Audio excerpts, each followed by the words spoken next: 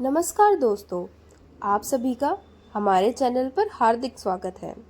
आज के इस वीडियो में हम लेकर आए हैं देवशयनी एकादशी व्रत कथा। इसमें आपको व्रत कथा तथा इस व्रत के धार्मिक महत्व सरल भाषा में बताया जाएगा। अगर आप सनातन धर्म, व्रत त्योहार और पूजा पाठ से जुड़ी ऐसी ही उपयोगी जानकारी पाना चाहते हैं तो हमारे चैनल को सब्सक्राइब करें और वीडियो को अंत तक ज़रूर देखें। चलिए बिना किसी देरी के शुरुआत करते हैं आज की पावन कथा। जय श्री हरि। देवशयनी एकादशी व्रत कथा। धार्मिक मान्यताओं के अनुसार एक बार धर्मराज युधिष्ठिर ने भगवान श्री कृष्ण से पूछा, हे प्रभु, आषाढ़ शुक्ल पक्ष की एकादशी का क्या महत्व है? इस दिन कौन सा व्रत किया जाता है और इससे क्या फल प्राप्त होता है? भगवान श्री हरि मुस्कुराए और बोले, हे युधिष्ठिर, मैं तुम्हें एक ऐसी कथा सुनाता हूँ जिसे स्वयं ब्रह्मा जी ने देवऋषि नारद को बताया था। सतयुग में मानदाता नाम एक धर्मपरायण और न्यायप्रिय राजा रहा करते थे। उनकी प्रजा सुखी और संतुष्ट थी, लेकिन समय हमेशा एक जैसा नहीं रहता। कुछ समय बाद उनके राज्य में लगातार 3 वर्षों तक वर्षा नहीं हुई।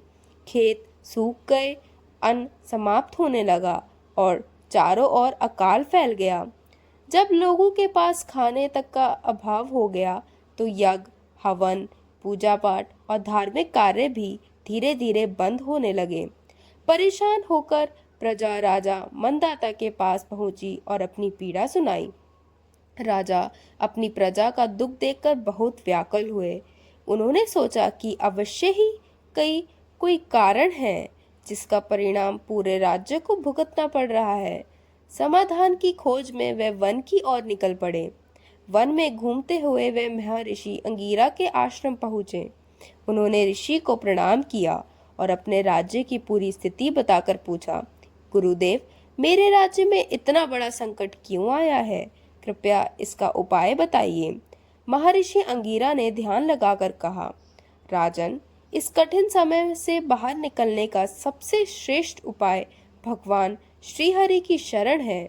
आप आषाढ़ शुक्ल पक्ष की देवशयनी एकादशी का विधि पूर्वक व्रत करें और पूरे राज्य की प्रजा को भी भगवान विष्णु की भक्ति करने के लिए प्रेरित करें। राजा ने ऋषि की आज्ञा का पालन किया। उन्होंने स्वयं श्रद्धा और नियम पूर्वक देवशयनी एकादशी का व्रत रखा।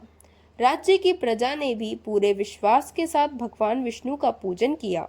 भगवान श्री हरि की कृपा से कुछ ही समय बाद घने बादल छा गए और अच्छी वर्षा होने लगी। सूखे खेत फिर से हरे भरे हो गए, नदियां और तालाब जल से भर गए तथा पूरे राज्य में सुख, समृद्धि और खुशहाली लौट आई। तभी से ऐसा मान्यता है कि जो भक्त श्रद्धा, विश्वास और नियम पूर्वक देवशयनी एकादशी का व्रत करते हैं, उन पर भगवान विष्णु की विशेष कृपा बनी रहती है। उनकी मनोकामनाएं पूर्ण होती है, जीवन के कष्ट दूर होते हैं और घर में सुख समृद्धि का वास होता है।